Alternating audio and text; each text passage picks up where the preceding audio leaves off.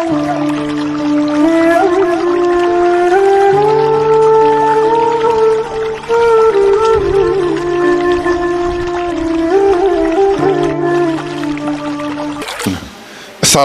warahmatullahi wabarakatuh. Alhamdulillahirrabbilalamin. Wassalatu wassalamu ala asrafil anbiya wal mursalin Nabina wa habina Muhammadin wa ala alihi wa sahbihi ajmain. Amma ba'du. Puji syukur marilah kita panjatkan kehadirat Allah Subhanahu wa taala atas segala limpahan rahmat dan nikmat yang telah diberikannya kepada kita, terutama nikmat iman, nikmat Islam dan nikmat sehat walafiat.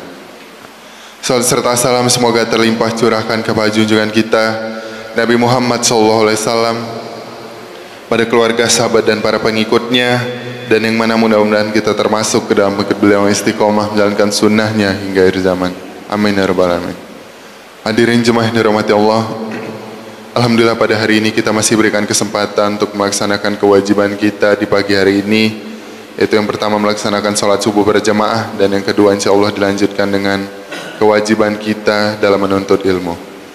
Alhamdulillah pada pagi hari ini telah hadir bersama kita yang kita muliakan Al-Ustadz Ahmad Zarkasi LC, yang akan menyampaikan tausiahnya dengan mengambil tema nasihat terakhir Nabi Muhammad SAW.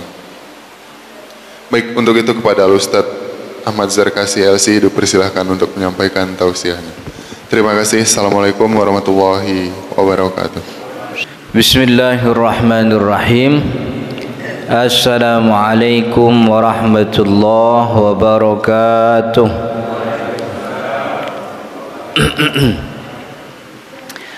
Alhamdulillahi rabbil alamin. Nahmaduhu wa nasta'inuhu wa nastaghfiruh. Allahumma salli wa sallim wa barik ala sayyidina Muhammadin, amma ba'du. Para jemaah, Bapak Ibu yang dirahmati Allah, alhamdulillah pagi hari ini kita diberi nikmat oleh Allah sehingga bisa berkumpul, bisa bersilaturahmi, sekaligus juga bisa menunaikan salah satu kewajiban kita, yaitu salat subuh berjamaah, kemudian dilanjut dengan ta'lim. Kita berharap kepada Allah mudah-mudahan apa yang kita pelajari pada pagi hari ini jadi ilmu yang bermanfaat, sekaligus jadi tambahan amal ibadah kita di akhirat. Amin ya rabbal alamin. Dan juga kita berharap kepada Allah mudah-mudahan amal ibadah yang kita lakukan pada pagi hari ini dan juga hari-hari sebelum dan setelahnya diterima oleh Allah Subhanahu wa ta'ala. Amin ya rabbal alamin. Dan kita juga tidak lupa bersolawat kepada Nabi Muhammad sallallahu alaihi wasallam beserta keluarga dan juga para sahabatnya, dengan harapan dan doa mudah-mudahan kita termasuk orang yang mendapatkan syafaat Rasul sallallahu alaihi wasallam di hari kiamat nanti. Amin ya rabbal alamin. Bapak Ibu para jemaah yang dirahmati Allah, ini sekarang subuhnya jam berapa tuh? Jam 4. Iya, jam 4.11 ya. Iya, maka jemaah subuh yang masih ada sampai sekarang nih orang-orang soleh semua. Jadi kalau sekarang jam 4.11 jemaahnya stabil, masih stabil, jadi insya Allah ini kita digolongkan kepada orang-orang yang soleh. Jam 4.11 ini tiap bulan, kalau udah bulan mana? September, Oktober begitu. Memang yang repot Ustadz nih kalau mengaji subuh jam 4.11. Bangunnya kudu jam 2:30, jam 3. Mana baru pulang ngaji jam 11 malam kan. Jadi alhamdulillah, mudah-mudahan usaha kita, jalan kita, berjamaahnya kita diterima oleh Allah Subhanahu wa taala sebagai tambahan amal ibadah yang akan menjadi jalan bagi kita mendapatkan rahmat Allah Subhanahu wa taala.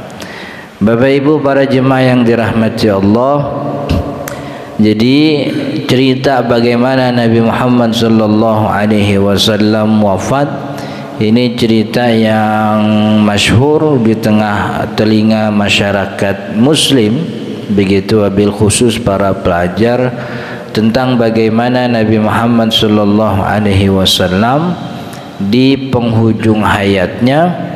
Kalau di dalam hadisnya itu hina yughargiru bi nafsihi fi sadrih, bahasa kita itu nafasnya itu udah ngap-ngapan kalau pikir begitu.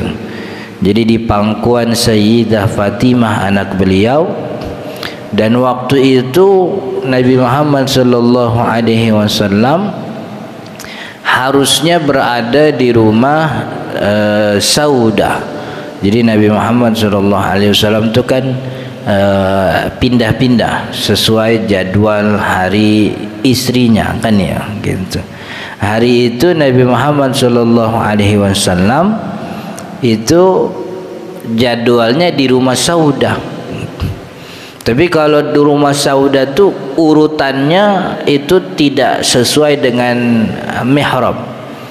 Jadi mihrabnya Nabi itu kan di apa kata Nabi Muhammad, baina mimbari wa hujrati, kan gitu, antara kamarku dan juga mihrabku, raudhahnya Nabi Muhammad sallallahu alaihi wasallam. Kalau di rumah Saudah enggak dekat situ tuh makamnya, kan Nabi Muhammad dimakamkan di mana beliau wafat. Beliau wafat di rumah Sayyidah Aisyah radhiyallahu anha. Jadi aslinya tuh aslinya tuh jadwalnya tuh di kamar atau di rumahnya Saudah. Jadi kalau kita lihat sejarahnya, Nabi Muhammad SAW ketika datang ke Nabawi, Masjid Nabawi, beliau bangun. Kemudian di samping Nabawi itu dibikin kamar istri-istrinya Nabi gitu. Dari mulai Sayyidah Aisyah terus ke belakang. Nah, ini terus berjejer nih rumah istri-istrinya Nabi. Kalau sekarang udah masuk jadi apa namanya dalam Masjid Nabawi. Cuman yang disisakan ya kamar Sayyidah Aisyah itu yang jadi makam. Jadi aslinya tuh Saudah. Kemudian Nabi Muhammad SAW minta untuk apa namanya dirawatnya di kamar Sayyidah Aisyah. Disitulah kemudian oleh Sayyidah Fatimah dirawat, termasuk Sayyidah Aisyah, dan beliau wafat di pangkuan anaknya Sayyidah Fatimah radhiyallahu anha. Jadi ketika itu apa namanya yughargiru bi nafsihi fi sadri, nafasnya itu udah apa namanya udah ngap-ngapan nih, Senin Kemis gitu.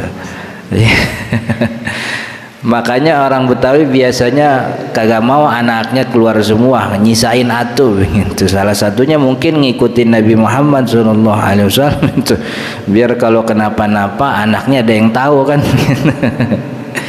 Jadi ketika di pangkuan Sayyidah Fatimah, Nabi Muhammad SAW mengatakan, as-salatu wa ma malakat aymanukum, as-salah wa ma malakat aymanukum, as-salah wa ma malakat aymanukum. Itu yang terus diulang-ulang oleh Nabi Muhammad sallallahu alaihi wasallam hatta tafidu lisanuh, sampai mulutnya, lisannya tidak lagi mengeluarkan suara.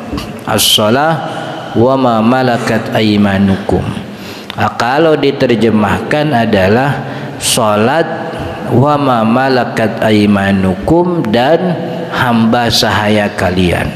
As-salah, salat, dan hamba sahaya kalian. Salat, hamba sahaya kalian. Salat, begitu. Jadi ini pesan terakhir Nabi Muhammad sallallahu alaihi wasallam, yaitu salat dan hamba sahaya kalian. Kemudian banyak ulama memberikan takdir takdir itu apa sih kalau bahasa Indonesianya? Uraian kalimat.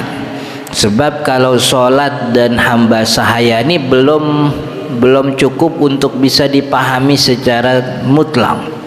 Maka dari kalimat tersebut ditambahin ihfazu ala salatikum wahtarimu wattaqullaha bima malakat aymanikum. Jadi ini uraian daripada perkataan Nabi, ihfazu ala salawatikum, jaga salat kalian, wattaqullaha, dan bertakwalah kepada Allah, fima malakat aymanukum, pada budak dan hamba sahaya yang kalian miliki. Jadi pada intinya Nabi Muhammad SAW berpesan dua hal, untuk menjaga salat dan juga menghormati serta memberikan hak kepada budak dan hamba sahaya kalian. Kemudian ulama memberikan penjelasan, ini berarti Nabi SAW sejatinya menginginkan kita untuk menjadi orang yang soleh secara ritual dan juga soleh secara sosial. Jadi pesan terakhir Nabi Muhammad SAW, kita jangan mengabaikan salah satunya. Salat sebagai simbol agama harus dikerjakan, tapi budak hamba sahaya kalian ini harus dihormati sebagai bentuk kesolehan sosial. Jadi ritualnya dikerjakan, sosialnya juga dijalankan. Jadi orang muslim bukan yang kalau sholat nggak peduli sama tetangga, nggak peduli sama sosial, nggak peduli sama lingkungan, bukan yang begitu.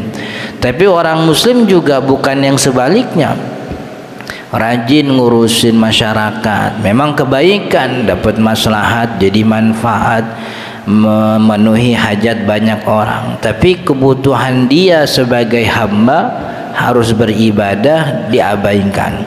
Jadi Nabi Muhammad SAW ingin orang muslim itu jadi soleh ritualnya sekaligus soleh sosialnya. Ritualnya Nabi Muhammad SAW menggunakan kata sholat. Jadi sholat itu maksudnya bukan hanya sholat, tapi seluruh ibadah ritual kita kepada Allah itu mesti dijaga. Nah, daripada banyak ibadah ini direpresentasikan dengan ibadah sholat, begitu. Jadi maksudnya bukan cuma sholat, semuanya ritual ibadah kita, dari mulai sholat, kemudian wudhu kita misalnya, kemudian zakat kita, usaha yang kita kerjakan apakah sudah sampai pada nisabnya, kemudian haji dan umroh kita misalnya, kemampuan yang kita sudah sampai pada batas tertentu apakah sudah kemudian kita tunaikan kewajiban haji. Jadi bukan cuma sholat, tapi sholat ini menjadi representasi hubungan kita kepada Allah, memang harus dijaga. Sholat sebagai representasinya. Dan memang kalau dilihat-lihat daripada ibadah-ibadah yang lain itu hampir semuanya berkumpul kepada sholat.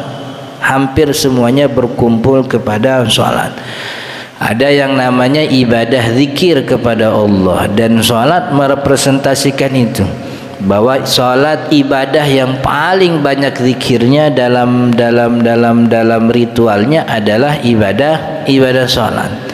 Kalau puasa zikirnya malah enggak ada tuh, sedikit kan ya. Jadi kalau ibadah zikir sudah diwakili dengan ibadah sholat. Zakat enggak ada zikirnya.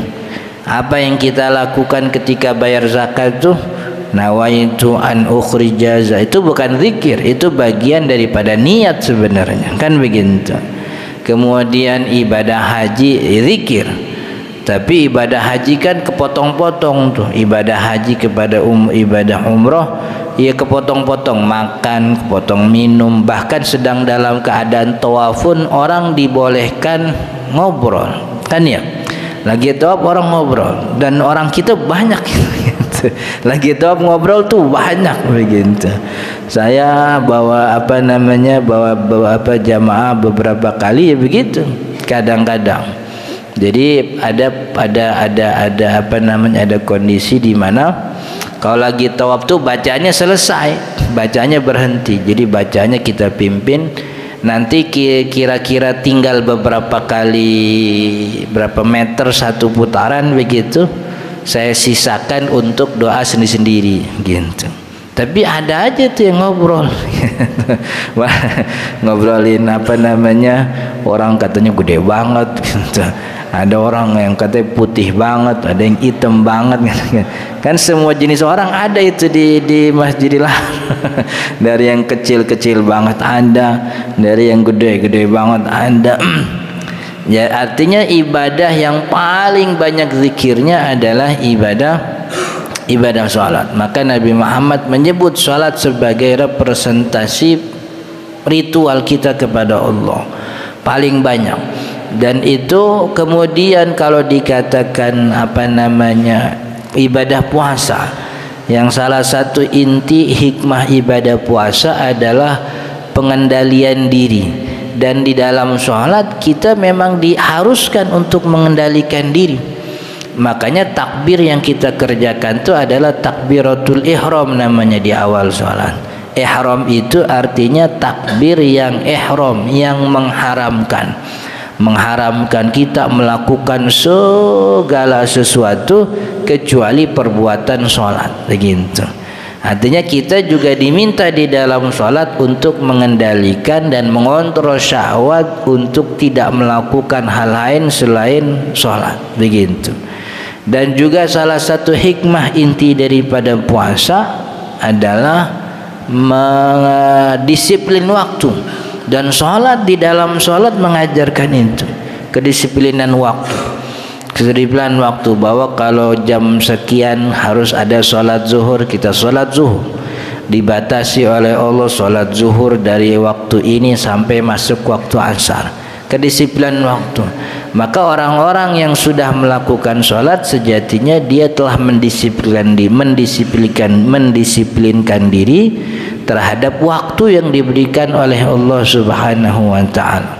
Dalam ibadah zakat, dalam ibadah sedekah misalnya, orang menyisakan sebahagian harta yang sudah jadi miliknya lalu diserahkan kepada Allah Subhanahu wa taala melalui jalan-jalan yang sudah disebutkan.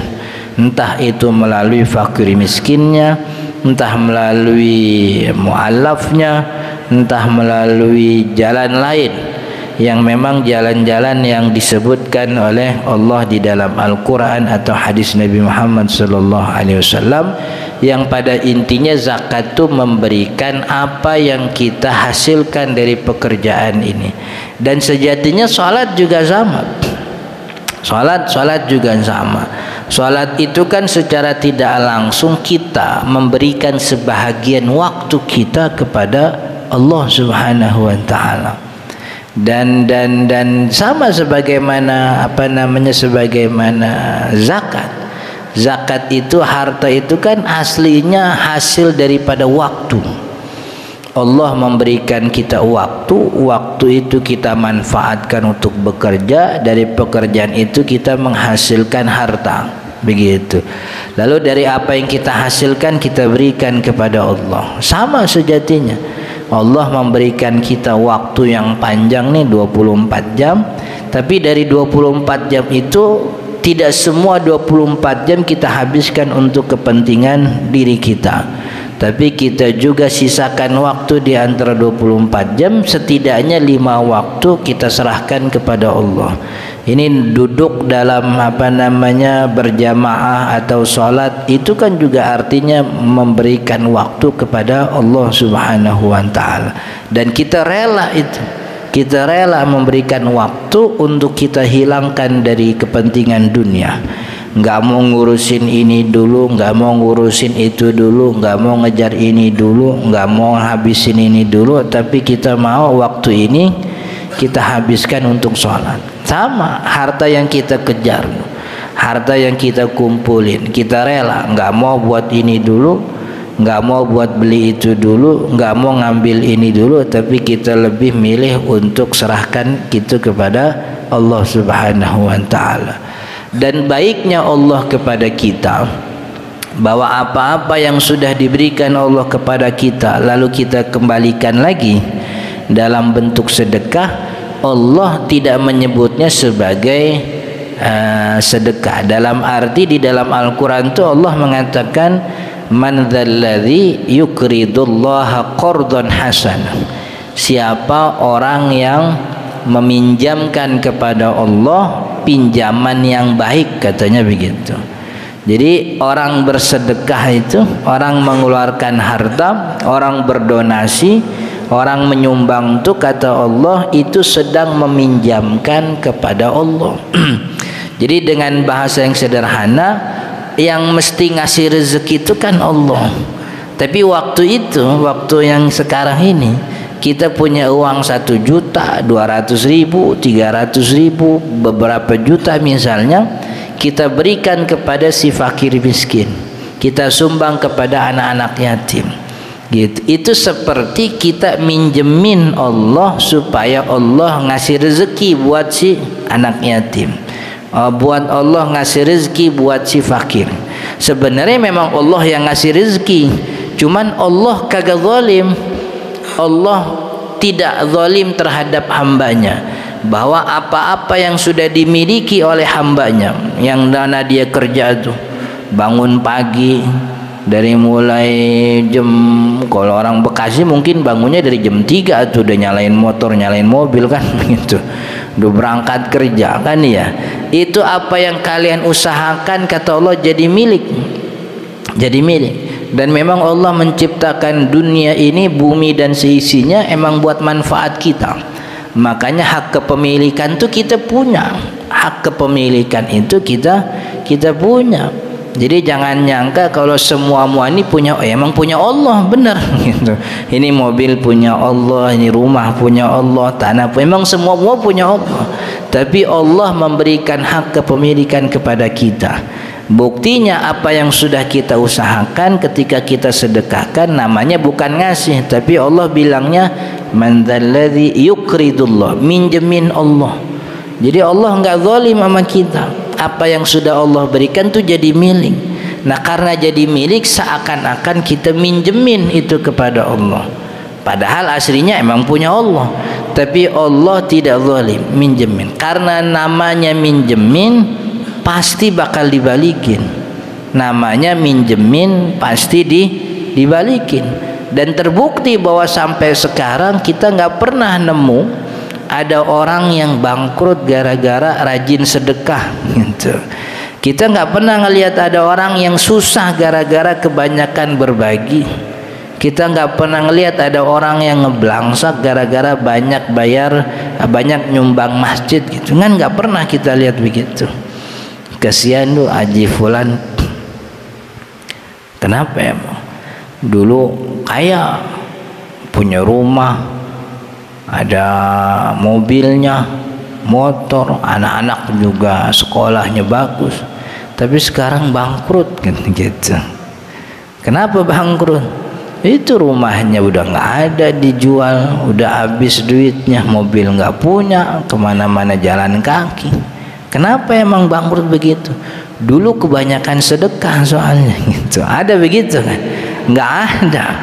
Emang nyatanya begitu. Tidak pernah kita dengar ada orang yang bangkrut gara-gara sedekah. Sebab ketika orang bersedekah, dia itu sedang minjemin kepada Allah.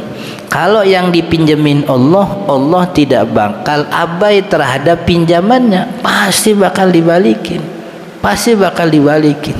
Dan malah balikinnya lebih banyak begitu. Tapi sebaliknya, ada gak orang yang bangkrut gara-gara main judi? Banyak begitu. Banyak itu.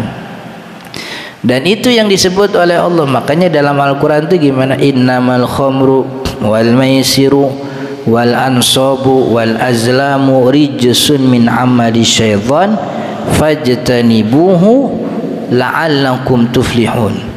Allah bilang khamr itu, judi-judian itu, wa inna khamru wal mair wal ansab, menyembah berhala, wal azlam, mengundi nasib, itu rijsun, najis, min amali syaitan, perbuatan syaitan, fajtanibuh, jauhi itu semua. Kenapa biar dijauhi? La'allakum tuflihun. Jadi dalam Al-Quran disebutnya supaya kalian mendapat keuntungan. Jadi rupanya biar untung tuh bukan main judi. Allah bilangnya agar kalian beruntung, jauhi judi, jauhi minuman keras begitu. Dan kenyataan yang kita lihat di lapangan benar. Orang yang main judi hidupnya nggak pernah beruntung tuh. Nah ini yang ada malah bangkrut. Orang yang minum minuman khamar begitu, ada yang jadi menteri itu kan kagak. Nggak ada orang pun tukang mabok tuh jadi punya kemewahan tuh nggak ada. Ya kalaupun ada paling sebentar doang, ntar turun lagi kan begitu. Tapi hidupnya tuh nggak pernah teratur. Sebab emang kita kalau percaya sama Allah begitu, yakin. Ini apa-apa yang disebut la'allakum tuflihun, agar kalian beruntung begitu. Ini biar beruntung, ini bukan main judi. Justru Allah bilangnya biar beruntung, jauhi itu perjudian. Kan gitu. Kemarin ngeluarin apa namanya? Ngeluarin data, kementerian apa ngeluarin data tuh?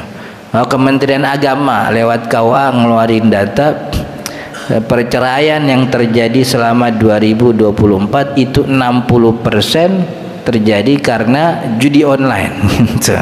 Jadi 60% tuh perceraian tuh bukan gara-gara selingkuh rupanya, tapi gara-gara judi online gitu.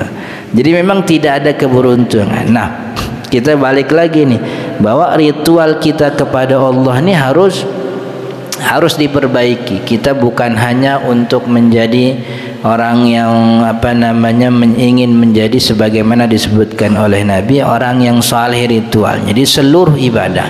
Tapi memang Nabi Muhammad menggunakan kata salat sebagai representasi bahwa salat ini ibadah yang utama di antara yang lain. Dan salat itu mengambil hikmah dari semua ibadah tadi. Mengambil hikmah salat ada di dalam, mengambil hikmah puasa ada di dalam salat, hikmah zakat ada di dalam salat, termasuk hikmahnya haji dan umroh.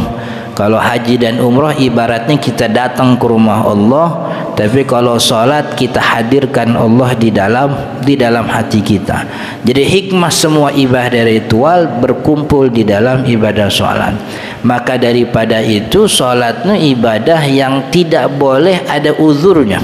Jadi satu-satunya ibadah yang tidak ada alasan untuk meninggalkan ya salat doang. Kalau orang puasa boleh nggak puasa? Ada yang lagi sakit, ada yang lagi menyusui, ada yang sedang hamil misalnya, ada orang tua yang uzur, yang sudah renta, tidak lagi mampu menahan lapar, boleh nggak puasa? Ada orang zakat, bahkan di antara muslim bukan cuma nggak bayar zakat, tapi mereka di antaranya mendapat jatah zakat, kan ya? Jadi ada alasan untuk ada uzur untuk meninggalkan ibadah lain. Tapi kalau sholat enggak, haji dan umroh bagi orang yang tidak mampu enggak wajib.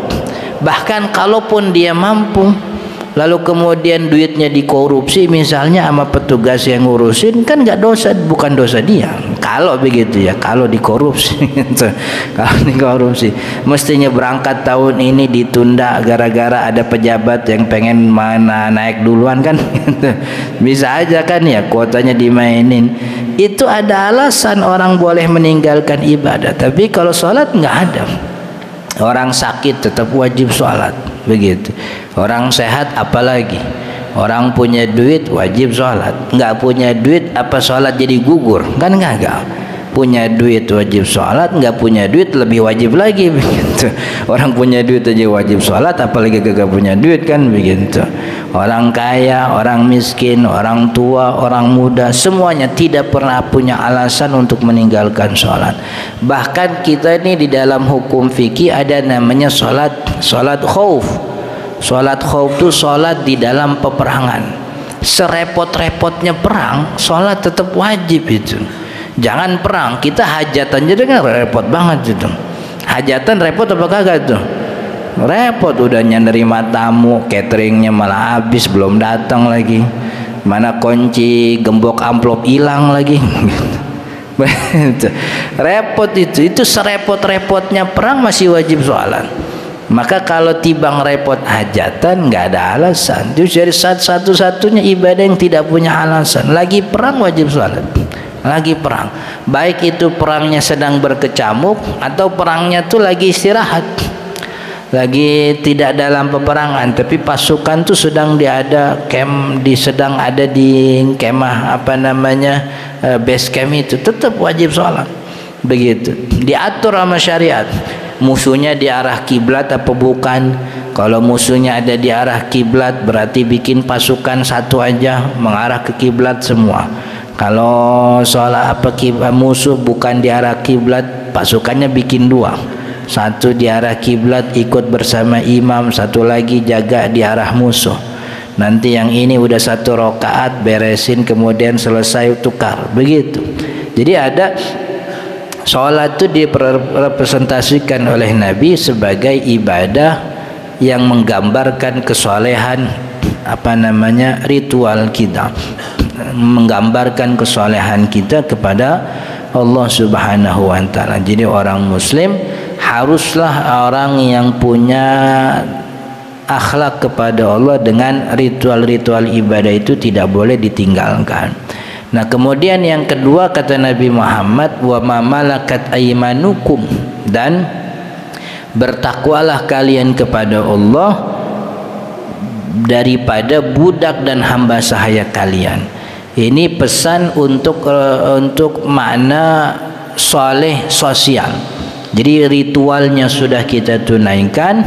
Nabi Muhammad nggak pengen kita jadi orang yang hidupnya di masjid doang, nggak pengen jadi orang yang kerjanya ngaji mulu begitu. Yang ngaji bagus, tapi kalau sama tetangganya jadi nggak kenal, jadi nggak ada silaturahmi. Jadi ruang tamunya tuh nganggur. Tahu gak ruang tamu nganggur? Nggak pernah ada tamunya, nggak pernah dipakai buat nerima tamu, nggak ada tamu yang datang. Tuh ruang tamu minta haknya juga itu sebenarnya.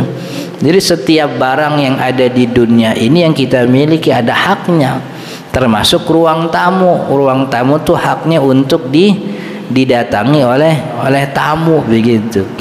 Makanya orang tua kita dulu tuh punya tradisi, nggak tahu ya di sini ya. Kalau di tempat saya juga udah nggak ada tuh tradisi itu. Dulu kita punya orang tua punya tradisi yasinan keliling.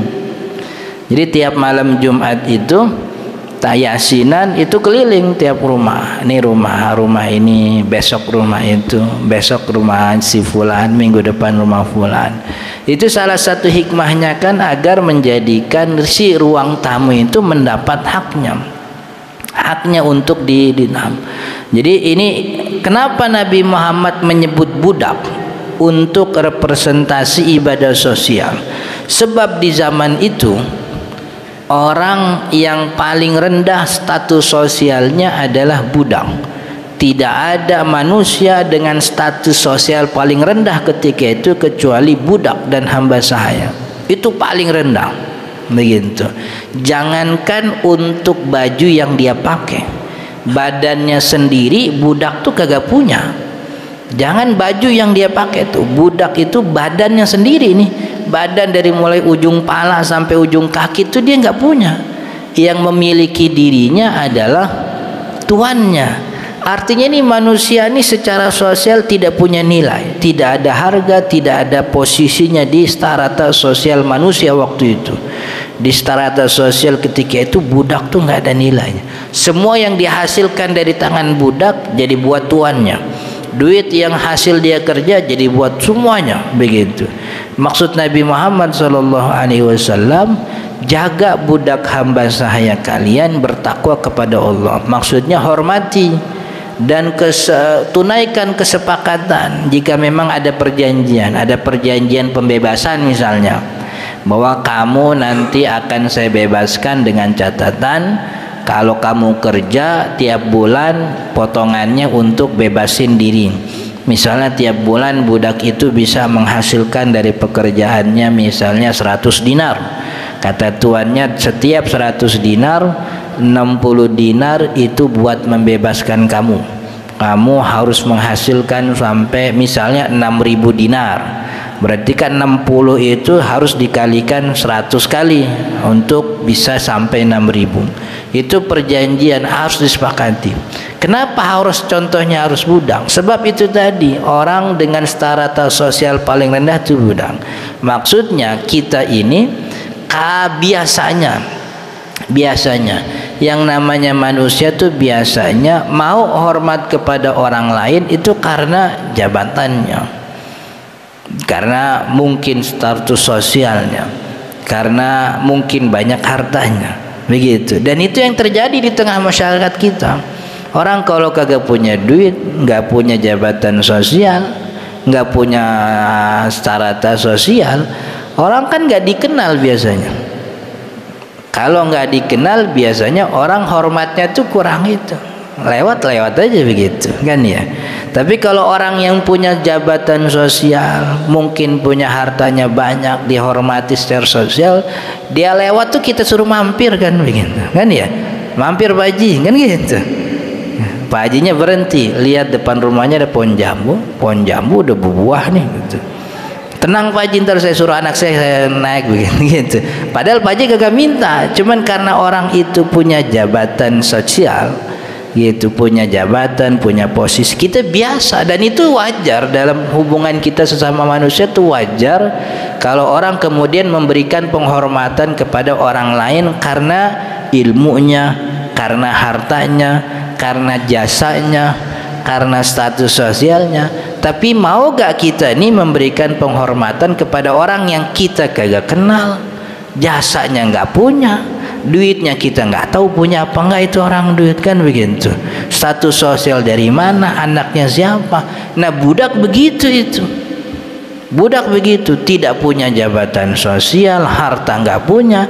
Maka kalau kita bisa menghormati mereka, kita berikan hak-haknya, kita tunaikan kesepakatan kita terhadap budak, lalu kita berikan kebutuhannya karena si tuan tuh bukan cuma memiliki badan, tapi juga punya kewajiban ngasih makan, ngasih pakaian, tempat tinggal begitu.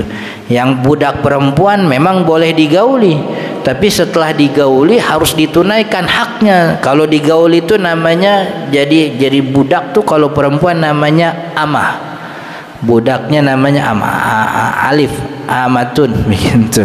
Jadi itu namanya budak. Kalau dia digauli oleh tuannya, maka naik levelnya bukan jadi amah, tapi jadi mustawladah, mautuah namanya, budak yang digauli.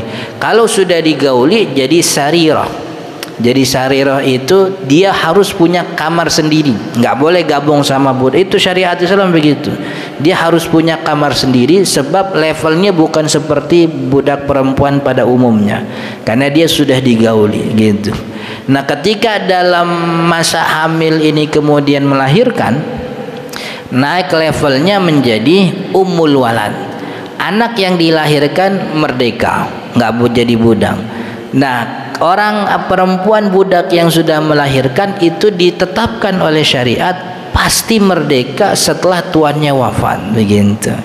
Maka anak-anaknya si tuan ini kalau tahu ini fulanah adalah budak yang jadi mustawladah, jadi ummul walad, nggak boleh setelah tuannya wafat, ayahnya wafat, kemudian budaknya diwarisin, nggak bisa. Sebab budaknya ini sudah melahirkan anak bagi si tuan. Anaknya jadi merdeka, ibunya merdeka setelah wafat. Itu harus ditunaikan. Itu salah satu cara syariat Islam untuk meminimalisir adanya perbudakan. Sebab perbudakan itu bukan produknya Islam. Dari dulu sebelum Nabi Muhammad SAW datang, sebelum dilahirkan, budak udah banyak begitu. Kalau bahasa orang kampung, bejibun tuh budak gitu. Dan yang punya dulu raja-raja Romawi. Sebab setiap penaklukan kemana, perempuannya jadi budak, laki-lakinya jadi budak, anak-anaknya jadi budak. Yang perang-perang kalah tuh jadi di penjara. Setelah di penjara pilihannya dua, mau mati apa jadi budak begitu. Jadi perbudakan. Jadi salah satu sebab perbudakan yang paling banyak sebelum Nabi Muhammad datang itu peperangan. Jadi ketika raja-raja itu menang dalam peperangan, itu tentara-tentaranya dipenjara. Perempuannya jadi budak, anaknya jadi budak. Nanti tentaranya dipilih aja dua. Mau jadi budak apa jadi mati gitu. Atau dimanfaatin kalau memang dirasa ini tentara manfaat sebab punya relasi kepada raja yang lain misalnya, itu dimanfaatin jadi mata-mata, cuman harga dirinya udah dipegang gitu. Perbudakan. Kemudian juga ada lagi namanya quta'ut thariq. Quta'ut thariq itu artinya pembegalan. Jadi begal, jadi orang di tengah padang pasir lalu disergap begitu, semuanya dilucuti, barang dagangannya diambil, hartanya diambil, bajunya juga dilucuti, kemudian jadi budak untuk si pembajak tadi. Nanti pembajak tadi datang ke pasar jual ini sebagai budak, padahal aslinya merdeka. Cuman karena dia dibegal di tengah jalan, nggak ada yang nolong begitu. Makanya di dalam syariat pembegal tuh hukumannya dieksekusi. Muharabah dalam syariat Islam tuh ada namanya muharabah. Jadi muharabah tuh ngumpulin tiga kejahatan. Pertama dia membunuh, kedua dia ngambil harta, ketiga dia menakut-nakuti dalam perjalanan. Itu bedanya muharib. Kalau yang bunuh eksekusi aja, kisos begitu. Kalau yang mencuri ya potong tangan aja. Tapi kalau dia melakukan begal, itu tiga kejahatan berkumpul, itu hukumannya eksekusi. Muharib namanya. Dan muharib itu sangat dilaknat. Itu salah satu cara upaya syariat Islam meminimalisir adanya perbudakan. Sebab salah satu jalan perbudakan selain peperangan adalah pembegalan itu. Nah, kita sih nggak ngebayangin sekarang kalau di sini. Kalau zaman dulu kan dari Mekah Madinah aja itu kan padang pasir, di tengah jalan nggak punya siapa-siapa. Kalau kita jalan cuman berdua doang gitu, laki bini begitu dibegal, kagak ada yang belain udah gitu. Nggak ada yang belain kan ya. Kemudian yang ketiga riba. Jadi salah satu jalan perbudakan peperangan, pembegalan dan riba. Zaman dulu orang jahiliyah udah pakai riba. Ngutang 1 juta, ntar lu balikin, pokoknya setiap 5 hari bunganya 1%, 10 hari begitu. Nanti kalau nggak pada hari H nggak nyampe bayar, ditambahin nilai utangnya begitu. Sampai akhirnya ada istilah kalau dalam bahasa Arab tuh zidni anzirka. Punya duit punya utang 1 juta, sampai waktunya nggak bayar 1 juta, kata si yang punya utang, zidni anzirka, tambahin nilai utangnya, ane tunda menagihnya begitu. Tambahin 500.000 jadi 1.500.000. Nanti sampai waktunya zidni anzirka, tambahin, nanti ane tangguhin, tambahin begitu seterusnya sampai akhirnya si orang punya utang ini nggak punya harta lagi untuk bisa melunasi. Satu-satunya badan dia, akhirnya badannya jadi budak oleh si punya utang. Makanya semua hal-hal yang menyebabkan perbudakan tuh syariat Islam melaknat. Pembegalan dilaknat, termasuk riba itu dilaknat kan ya, riba. Dan banyak orang yang statusnya merdeka bukan budak begitu, tapi dalam kesehariannya tuh kayak dibudakin kayak dibudakin kartu kredit gitu nih. Ini gua kalau kagak kerja cicilan kagak bayar gitu. Jadi dibudakin, hidupnya capek buat nyicil doang begitu.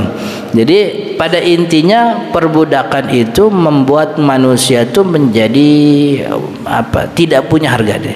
Nah, syariat Islam menguji kita.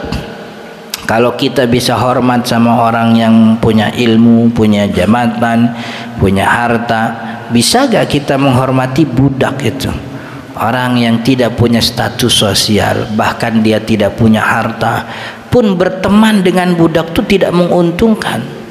Artinya tidak mendapatkan keuntungan bagi seorang manusia. Kalau kita berteman sama orang kaya kan rada ada kecipratan kaya kan begitu. biarpun cuman kecipratan gope doang kan gitu. Kan ya dia jajan 1 juta kembalian 200.000 buat kita, kan begitu. Orang kaya kan gitu, nih ngasih duit 100.000 nih beliin rokoknya cuma 20.000, sisanya buat kita kan kecipratan. Berteman sama orang kaya, berteman sama orang yang punya jabatan, akses kita lancar, mau kemana-mana dilayani kan begitu. Saya termasuk tuh yang mendapat salah satu manfaat itu. Jadi saya punya jadwal pengajian di kantor imigrasi. Waktu itu karena ada jadwal umroh begitu, paspornya mati. Nah, saya bilang ke jamaah yang di kantor imigrasi, kalau paspor perpanjang paspor gimana ya gitu. Saya tuh nanya gimana caranya, apa yang kudu dibawa, ngumpulinnya gimana, daftarnya kemana, biar saya jalanin. Dan emang jalanin kayak gitu biasa kita ngelewatin jalur administrasi dari RT, RW, lurah tuh biasa gitu. Itu saya nanya begitu, ini paspor habis nih, rencana umroh bulan sekian, perpanjangnya gimana ya gitu. Dia bilang, Ustadz foto KTP aja sama paspor yang lama. Saya fotoin paspor saya sama KTP saya, foto beres. Langsung ditelepon, Ustadz besok ketemu saya di lantai 2 ya, gitu. Akhirnya ngantri tuh. Jadi kita masuk kantor imigrasi ngelihat orang ngantri itu jadi keki juga gitu, jadi kagak enak begitu. Nah gue kan minta diajarin, bukan minta karpet merah kan begitu. Ya cuman tuh keuntungannya, orang punya kenalan kan begitu keuntungan. Saya nggak tahu tuh jalan bener apa kagak begitu. Cuman intinya itu salah satu keuntungan. Kita berteman sama orang rendahan, apa keuntungan yang kita dapat? Nggak ada. Tapi syariat Islam bilang ittaqullah, bertakwalah kepada Allah daripada hubungan kepada orang-orang budak itu. Jadi syariat tuh ngajarin, jadi jangan melihat orang daripada hartanya, relasinya, ilmu dan sepertinya, tapi melihat orang tuh sebagai manusia, bahwa dia makhluk Allah. Sesama makhluk Allah maka kita harus saling menghormati. Maka ini nih membuat kita menjadi orang yang aware terhadap lingkungan. Ya sederhana aja lah, kalau kita buang sampah begitu, ini kan jadi mikir, ini kalau kita buang sampah sembarangan, kesian nih petugas sampah harus nyapu lagi. Buang sampah di tempatnya aja lah, biar si petugas sampah gampang ngangkutinnya kan begitu. Kan ya, di awal bulan kita ingat, awal bulan nih tukang sampah kudu dibayar, jangan sampai dia minta-minta, kasihan. Itu penghormatan yang seperti itu yang umat Islam tuh harus kita main kemana begitu. Ini contoh paling sederhana nih, kalau ini yang sering saya lihat nih, orang di mall atau di tempat-tempat yang sedang ramai, itu lift itu. Jadi ketika kita mau naik lift ke atas, liftnya kan baru turun tuh dari atas tuh. Itu orang ramai kagak pada turun gitu. Jadi dia memanfaatkan lift turun tuh buat naik. Jadi biarin gua turun dulu, yang soalnya kalau nungguin ini, misal lantai ada 5, ada 10 lantai nih. Orang yang di lantai 3 misalnya mau naik ke lantai 10, liftnya turun, dia tetap masuk. Kan ya? Nanti ketika liftnya turun nyampe lantai 1, dia kagak turun supaya dia tetap dapat bisa naik ke lantai 10. Kayak gitu bener apa kagak itu? Kagak benar kan ya. Akhirnya dia mengabaikan hak orang-orang di lantai 1, dia mengabaikan hak orang-orang di lantai 2. Emang kenapa itu? Lah orang lantai 1 gua nggak kenal siapa, orang lantai 2 juga gua nggak kenal siapa gitu. Tapi kalau di kantor pemerintahan atau di istana yang tahu di situ ada pejabat, kan dia ngeri. Gue masuk situ nanti di bawah tuh presiden lagi nungguin kan gitu, bakal keluar kan ya. Itu salah satu contoh sederhana kita tuh sering kagak hormat kepada orang yang kita nggak kenal, yang kita lihat dia nggak punya jabatan sosial, yang secara zahir mungkin dia tidak bisa menguntungkan. Nah Nabi Muhammad nggak mau begitu. Nabi Muhammad pengennya sholat dikerjain sebagai bentuk ritual, tapi hormat kepada manusia, bahkan kepada budak hamba saya, harus tetap ditunaikan, karena itu syariat Allah. Allah nyuruhnya begitu. Jadi jangan karena ini tidak menguntungkan, tidak memberikan kemanfaatan kepada kita, ya udah kita abaikan. Nabi Muhammad nggak mau begitu. Nabi Muhammad maunya kita jadi orang yang soleh sosialnya, makanya ngasih contohnya budak, ngasih contoh paling optimal, ngasih contoh yang paling paling rendah. Kalau kepada orang-orang rendahan kita bisa memberikan penghormatan, apalagi kepada orang-orang yang lebih tinggi, begitu. Apalagi orang-orang yang lebih besar jabatan sosialnya. Bahasanya ibaratnya orang kalau udah kebiasaan kebiasaan kotor, begitu, maksudnya kebiasaan main kotor, kebiasaannya becek-becekan, begitu. Nanti ketemu yang bersih-bersih itu nyaman, nggak geli kan begitu. Tapi orang kalau kebiasaannya nyaman, kebanyakan gaulnya sama orang punya jabatan doang, hormatnya sama orang yang punya punya posisi, cium tangannya bolak-balik tuh. Itu ngumpul sama orang rendahan rada-rada galak, geli-geli, gatel gimana gitu. Kan kelihatan ya gitu. Sama orang punya jabatan cium tangannya bolak-balik. Mau caleg datang, gua aja yang jadi tuan rumah. Caleg itu datang, gua aja yang tuan rumah, disediain makan. Kenal juga kagak sama caleg tuh. Encingnya bukan, pamannya bukan, iparnya bukan, disediain. Tapi sama ipar galaknya minta ampun gitu. Itu kan yang terjadi itu. Ada caleg dari mana datang begitu. Termasuk nih, mohon maaf, kalau maulid, Isra Mi'raj, hal hari-hari besar Islam, kita nyambut pak kiainya, kita datang, kita sambut, kita layanin, kita rumah, kita sediain makan yang paling wah kan begitu. Makanan hotel, prasmanan, ada buahnya anggur. Itu kiai itu encing bukan, pamannya bukan, ponakannya bukan. Sebegitu kita hormatnya sama beliau. Tapi saudara kita nih, adik kita, abang kita, ponakan kita, sepupu kita, itu ipar kita, itu saudara, sama-sama diminta tanggung jawabnya oleh Allah. Datang ustadz, datang kiai, datang habib, kita diminta oleh Allah untuk memberikan penghormatan. Ada tanggung jawabnya ntar di akhirat. Kemarin anak cucu aneh, kata bahasa begitu, anak cucu aneh datang, ente hormat begini gini gitu. Sama hukumnya ketika kepada saudara, orang yang rendah, orang yang kita tidak kenal, ada tanggung jawabnya. Begitu kita ditanya sama Allah hubungan begitu. Makanya kalau biasa saya juga sering diminta bagi-bagi waris. Bukan saya bagi warisan, bukan. Orang punya harta begitu, diminta pembagiannya, saya datang ke rumahnya, ada yang datang ke rumah saya begitu. Ujungnya saya bilang, Bapak Ibu, ini harta warisan nilainya 100 juta, 200, 1 miliar, itu habis 2 hari habis lah. 200 juta sehari habis, kita bawa ke dealer beli Avanza tuh kan ya. 1 miliar habis seminggu 2 minggu, bahkan ada yang bisa ngabisin 1 miliar sehari tuh Kalau kagak bisa ngabisin kasih saya bisa ngabisin 1 miliar. Saya bilang habis ini 1 miliar 2 miliar habis. Tapi hubungan kita sesama saudara ini sampai kiamat bakal ditanya nih. Hubungan kita sama adik kita, sama abang kita, sama paman kita, sama ponakan kita. Maka bertakwalah kepada Allah pada hubungan ini semua. Ini bakal ditanya. Kalau emang bakal ngerugi, hilang 100 juta, 200 juta agar bisa mempertahankan persaudaraan kita, mending itu yang dipilih. Sebab 100 juta, 200 juta habis sekarang. Tapi hubungan saudara kita ini nggak bakal putus. Sampai kiamat bakal ditanya. Begitu. Jadi hubungan kita sesama manusia ini, orang yang kenal, nggak kenal, orang yang rendah, tetap kita harus berikan haknya. Begitu. Harus berikan haknya, harus berikan penghormatan. Sebab memang begitu orang yang diminta oleh Nabi Muhammad SAW untuk jadi orang bertakwa. Ritualnya dijalankan, tapi juga sosialnya.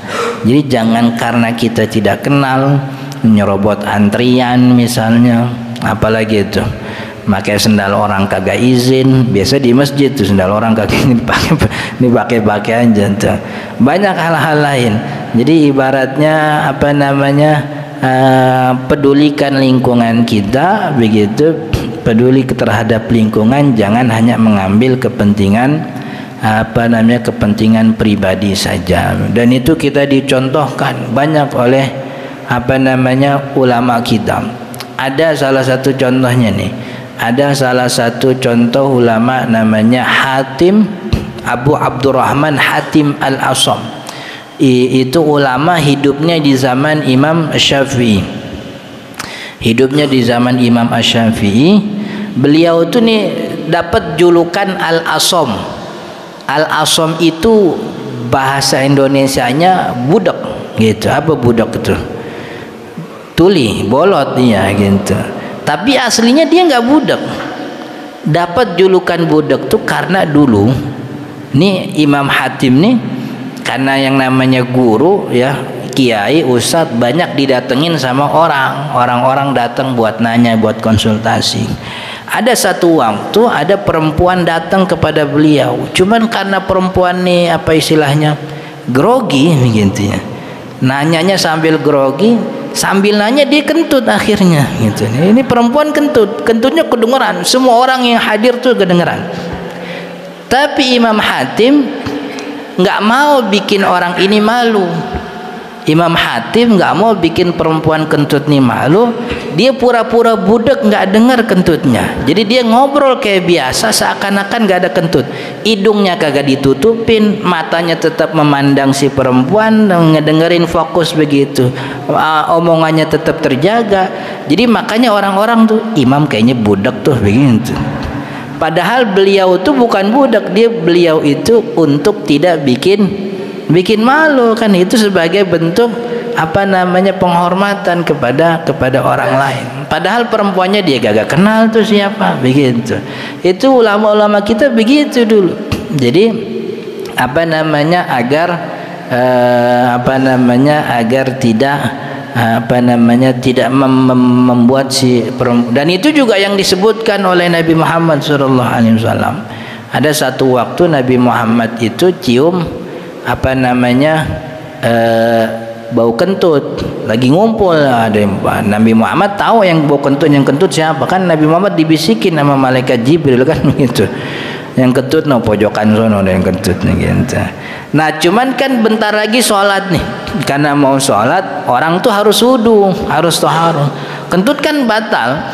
Biar si yang kentutnya nggak malu, Nabi Muhammad bilang, man akala lahmal jazur, siapa tadi yang makan daging onta gitu.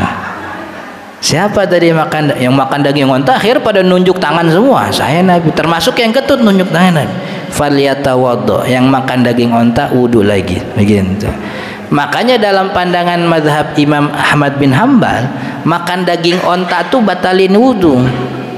Padahal kalau dalam mazhab Syafi'i bukan makan daging ontanya yang batalin, tapi kentutnya. Di balik cerita itu, di balik itu ada sebab daging onta sama daging kambing sama-sama daging.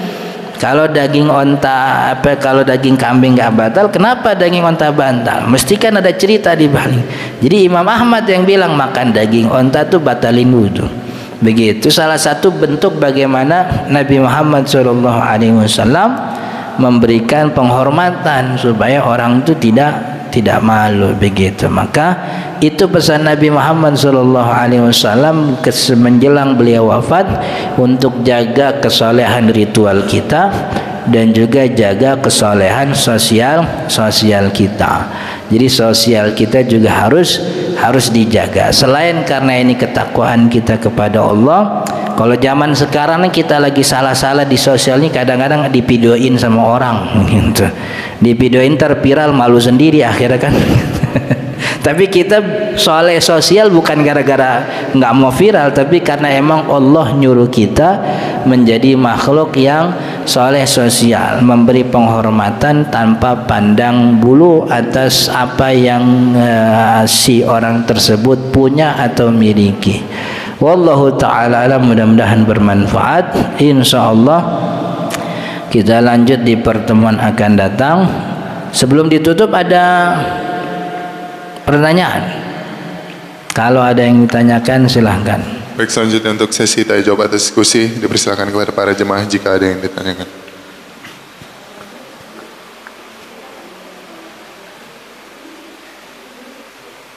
Kalau tidak ada, ada.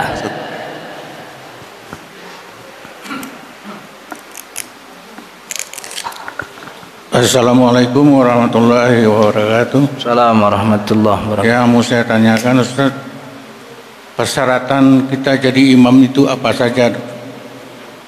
Harus yang kita baca itu harus kita ngerti baru bisa jadi imam atau gimana Ustaz? Terima kasih Ustaz. Assalamualaikum warahmatullahi wabarakatuh. Assalamualaikum warahmatullahi wabarakatuh. Imam sholat ya.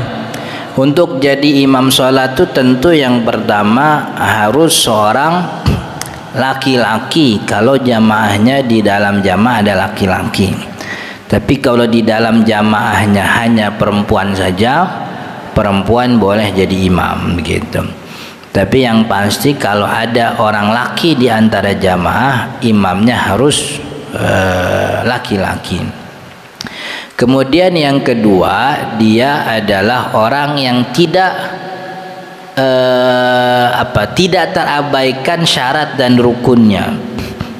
Tidak terabaikan syarat, maksudnya dia dalam kondisi yang baik untuk menjalankan rukun dan syarat. Misalnya syarat ngadep kiblat misalnya, maka kan berarti orang itu harus berdiri dalam keadaan yang baik. Kalau imam-imam yang sudah sakit misalnya tidak mampu berdiri begitu, kemudian sulit untuk menghadap kiblat karena dia ada di kasur misalnya, itu nggak boleh jadi imam yang kayak gitu. Kan ada beberapa orang saking hormat orang di kasur tuh masih dijadiin imam begitu. Enggak, itu kondisi yang sulit untuk menunaikan syarat dan rukun. Jadi orang yang kalau bahasanya orang sehat lah gitu, orang yang sehat. Walaupun dalam mazhab Imam Asy-Syafi'i boleh aja imam duduk, tidak ada masalah selama syarat menghadap kiblatnya masih bisa ditunaikan. Tapi dalam pandangan mazhab lain imam harus berdiri. Kemudian yang ketiga, menguasai ilmu tentang sholat dari A sampai Z. Jadi kepentingan sholat untuk kepentingan ilmu di dalam sholat itu jauh lebih banyak daripada kepentingan bacaan. Makanya ulama fikih itu tidak mensyaratkan bacanya bagus itu nomor kesekian. Yang penting ilmu tentang sholat dia harus tahu. Apa yang harus dibaca dan apa yang boleh tidak dibaca dia tahu. Apa yang boleh ditinggal, mana yang tidak boleh ditinggal dia tahu. Jadi kebutuhan ilmu. Sebab dulu ada orang yang bagus baca Al-Qur'annya namanya Ubay bin Ka'ab. Sahabat Nabi namanya Ubay bin Ka'ab. Ubay bin Ka'ab itu disebut oleh Nabi secara eksplisit, aqra'ukum Ubay, yang paling bagus bacanya tuh Ubay gitu. Tapi ketika beliau sakit menjelang wafat, Nabi Muhammad SAW tuh hari-hari beberapa hari menjelang wafat sakit, beliau bukan nyuruh Ubay bin Ka'ab jadi imam, tapi yang disuruh jadi imam adalah Sayyidina Abu Bakar As-Siddiq. Maka kata ulama berarti yang penting tuh bukan baca, maksudnya bukan bagus bacaannya, yang penting tuh ilmunya gitu. Sebab kebutuhan bacaan tuh hanya pada rakaat pertama dan kedua, itu pun di sholat jahriyah, zuhur, maghrib, isya, subuh. Tapi kepentingan ilmu tuh ada dari awal gitu, dari Allahu Akbar sampai Assalamualaikum kan ya.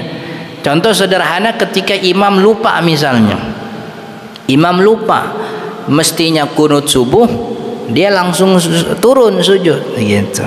Makmum di belakang subhanallah gitu, subhanallah nggak berhenti lagi gitu. Nih imam kan bingung nih gue udah nempel sujud masih diteriakin subhanallah, gue mau naik tapi gue udah nempel sujud, kan bingung itu dia. Kalau nggak punya ilmu kan bingung itu, gue naik aja dah biar pada berhenti kagak teriak lagi gitu. Akhirnya sholatnya batal karena rukunnya bertambah. Jadi kepentingan ilmu jauh lebih banyak dibanding kepentingan bacaan. Makanya urutannya itu a'lam, urutannya itu pertama yang ini kalau urutan imam pertama a'lam yang paling baik ilmu soal sholat.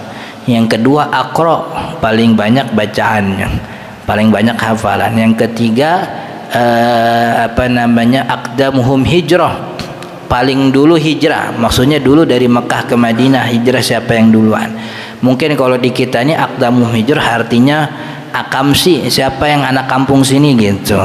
Ada orang asli sama orang pendatang kan gitu. Ini kalau dua-duanya sama bagus ilmunya, sama bagus bacaannya, yang didahulukan yang orang situ gitu. Kemudian Islam, siapa yang lebih dulu Islamnya. Kalau Islamnya kan sama begitu. Yang kelima, siapa yang bininya lebih dari 2 gitu. Itu mah kagak ada di kitab fikih, itu syarat saya aja itu mah gitu. Soalnya kalau orang yang punya bini 2 kesabarannya lebih tinggi dibanding yang punya bini 1 doang gitu. Katanya begitu kata orang yang punya bini. Jadi pada intinya imam itu harus orang laki-laki, kemudian badannya sehat, dan dia mengerti tentang ilmu sholat begitu. Makanya pelajaran tentang fikih sholat itu sangat penting. Jadi jangan sampai kita hilang ini pelajaran di tengah masyarakat kita tentang fikih sholat gitu. Jadi kalau bisa fikih sholat tuh nggak apa-apa diulang-ulang tuh. Jadi satu malam atau satu waktu kita belajar tentang fikih sholat. Kalau sudah bab fikih sholat diulang lagi, sebab selalu muncul banyak pertanyaan begitu. Oke? Sudah ya? Insya Allah kita lanjut di pertemuan akan datang. Saya mohon maaf. Assalamualaikum warahmatullahi wabarakatuh. Baik, terima kasih Ustaz atas materi yang diberikan. Semoga apa yang disampaikan tadi dapat bermanfaat bagi kita semua. Amin ya rabbal alamin. Baik jemaah yang dirahmati Allah, kita akhiri kajian kita pada pagi hari ini dengan membaca doa kafaratul majlis. Subhanakallahumma bihamdika asyhadu an la ilaha illa anta astaghfiruka wa atubu ilaik.